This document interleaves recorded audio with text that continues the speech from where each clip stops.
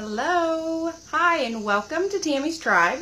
Today we're going to talk about carbohydrates. Are they evil? Are they causing you to gain body fat? Is that what you've been told? Is that what you know to be true? That's what we're going to dive in today. For those of you who have never watched one of my videos before, my name is Tammy Battaglia. I'm a personal trainer. My husband and I own a fitness studio, here in Ohio, and we've had the business now for about 17 years. I love working with women. I love helping them challenge themselves, bring out their hidden potential, get healthy, and learn the facts about nutrition and weight loss and not all the jibber jabber that you read on the news or on the magazine stands. So today's topic is kind of a hot one, and I'll just tell you now, I'm going to crush your spirits. It's not the carbohydrates that are causing you to gain body fat. It's the amount of carbohydrates that a person eats, and the amount of fats and the amount of proteins that someone eats based on their energy level that causes them to gain fat. But today we're going to focus on carbohydrates. I'm going to explain to you what the heck it is, why you need them in your life, about how much you could try to aim for. I'm also going to include, after the video is over, I'll post in the comments a list of good carbohydrates, if you will. Nutrient-dense carbohydrates, because a lot of people struggle. I think a lot of people think that they don't know a good carbohydrate. So I'm going to share that information with you. But before we get to all of that, what is a carbohydrate? Well, a carbohydrate is a combination of sugar, starches, and fiber that's found in food, mainly fruits, vegetables, grains, and milk. A lot of people don't think of milk as a carbohydrate, but it does contain sugar, and so therefore it does fall into that category. Carbohydrates, once they're in your body breaks them down into glucose. And then the glucose is taken all through your body by your blood, and it's used as the primary energy source for your brain, your muscles, and your cells. So you need carbohydrates. If you want to be able to open your eyes in the morning, you want to be able to move your body, you want to be able to think, you need carbohydrates. Without them, you don't have your primary energy source. Therefore, that's when you start, if you've ever known anyone who's done one of those fad diets where they don't eat any carbohydrates or they eat incredibly low carbohydrates, those people are grumpy, those people are short-tempered, those people are totally foggy. They do things like leave their keys in their refrigerator, they lock themselves out of the house, just little things like that. And they never seem to connect it with the fact that they're not feeding their brain. And that's truly what a carbohydrate does. It feeds your brain. Now, where fat loss and or fat gain comes into play is when someone is feeding themselves either not enough or too much. So it's not necessarily that you have to cut out carbohydrates. I would never tell someone to cut them out. I never would recommend any of my clients that we go low on their carbohydrates, because I don't like to hear stories of people dozing off while driving, or dozing off at their desk, or messing up on a paycheck or something for someone else because they just weren't thinking clearly. I like to think of my clients as sharp, energetic people. So I keep carbohydrates in their meals. But what I like to do is balance how much carbohydrates are they getting and how much are they using. That's where the real trick is. You have to understand how much your body needs versus how much you're just actually putting in there. And that's where something like tracking your food, keeping track of your macros, and when I say keeping track of them, I just don't mean writing it down in the book. I mean actually journaling what's happening. So, this week I had this many, and here's what my body did. This week I had this many, and here's what my body did. And you need to start learning about your body. And, a lot of people will say, oh, I don't eat that much, or, oh, I eat too much. But when they really write it down and they really start paying attention, that's when you actually know how much you're actually getting. So before you start saying, I'm having too many carbs and I'm gaining weight, start writing it down. Really write down what you're eating and see. You may be surprised. You may be just getting too many calories in general from fats, proteins, and carbs. It might not just be carbohydrates. So there are two types of carbohydrates in the world. There's what we call simple, and there's what we call complex. You're going to do better with your blood glucose levels with a complex carbohydrate, because complex carbohydrates are actually made up of the starches and the sugars and the fibers, and so it takes your body more energy and more time to break it down, versus when you just drink a soda pop. right? That's just basically mainlining sugar directly to the veins. There's nothing to slow that down. As soon as it gets into your body, it goes right into your bloodstream, and you've got a massive jolt of glucose happening. So you don't want big spikes like that. There's a time and a place, and that's something to talk to, you know, your doctor or your fitness trainer about.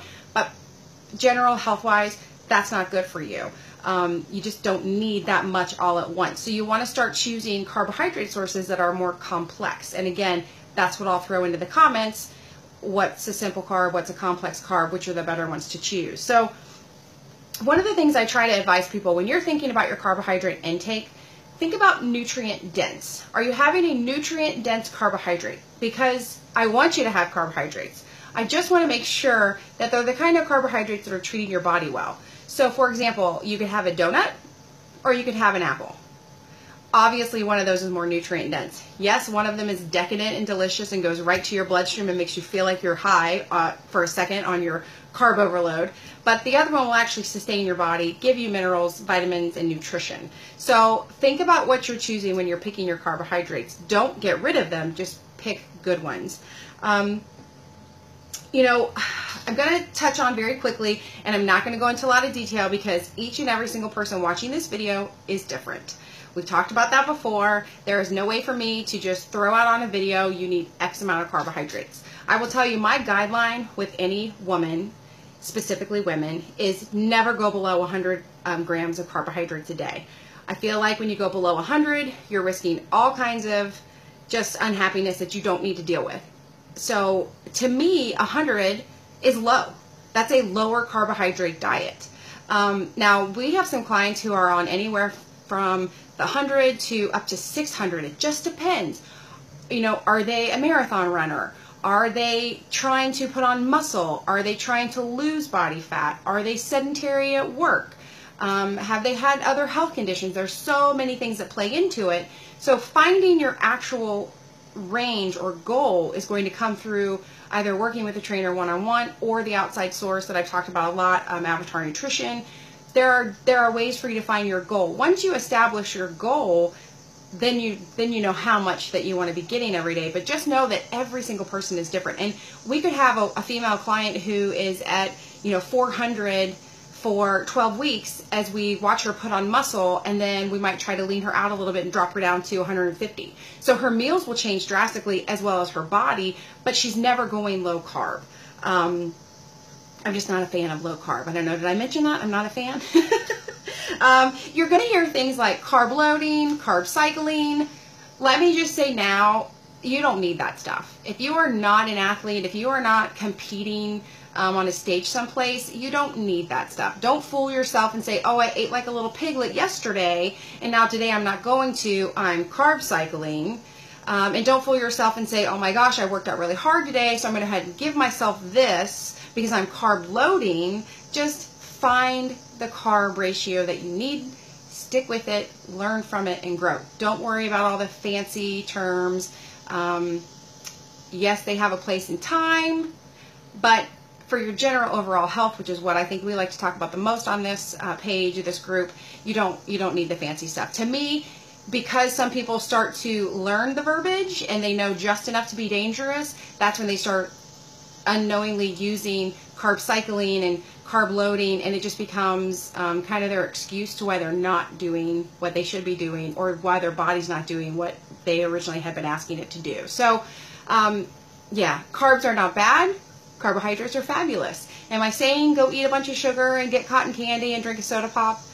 No, I'm not saying that at all. But I am saying that if you want to have a baked potato, don't panic. You can have a baked potato. Do you want to fry it? Or, when you have potatoes, do you want to fry it? Probably not. That adds a lot of calories to it and a lot of fat that you may not need. I think the potato is a great example because so many people are like, oh my gosh, I had a baked potato. I can't believe I had a baked potato. Well, did you just have a potato? That's okay. Did you have a potato with a cup of butter on top and a cup of sour cream and a bunch of bacon bits and a bunch of cheese? Well, then you basically had a big pile of giant fat on top of what could have been a healthy resource for you. So think about how you're preparing things. Think about how you're putting it together. Do not demonize any type of macronutrient, whether it be a protein, fat, or a carb. They have a place in your body everywhere. They have a purpose everywhere. So don't tell yourself no. Don't tell yourself you can't have anything. Just educate yourself on why you need them. For example, if you think about it, if you now know, right? And you can do better when you know better. You now know carbohydrates bring your body energy. Have you laid on the couch all day and been relaxing? Or were you out in the yard mowing and planting and doing all kinds of stuff? You're going to know right then and there, hey, I've earned a few more carbs than not. If you have been on vacation for a whole week, you're probably not doing maybe it's an active vacation. I should take that back. Maybe you're hiking, maybe you're scuba diving, maybe you're skiing, maybe you're doing all kinds of fun stuff. You're going to need a bit more than if you were on the kind of vacation where you're sitting by the beach and doing nothing. So now that you know what they're for and why they're important, try to use that to make better choices. And monitor yourself. If you start noticing that you're really foggy, that you're having trouble making decisions, that you're super grumpy and you can't figure out any other reason why, take a look at what you've been eating, or in that case, not eating. Maybe you've been getting tons of slices of turkey, but no bread, or no cracker, or no rice, or no beans, or all these things that would have helped you fire your brain. It's just education, you guys. Don't let everybody tell you on magazine covers that carbohydrates are bad for you, because your body is meant to take in carbohydrates. Your body is meant to then turn that into glucose. But you have to remember, if you're getting in too much, that glucose is going to be absorbed and retained and stored inside your body fat, thus causing you to gain more body fat. So if you are carrying more weight than what you would like to, just know that means you are full of stored energy. Get out there and burn it off, and then when you're done, get back inside and start doing some meal prep and start putting in those good carbohydrates, which, like I said, they'll be below in the comments. So I hope you guys are having a great day. I hope this helped clear up a little bit of that nonsense about carbohydrates being bad for you, because they are not. There are some that are better than others, but do not demonize that wonderful thing that gives you energy and helps you think clearly. Bye.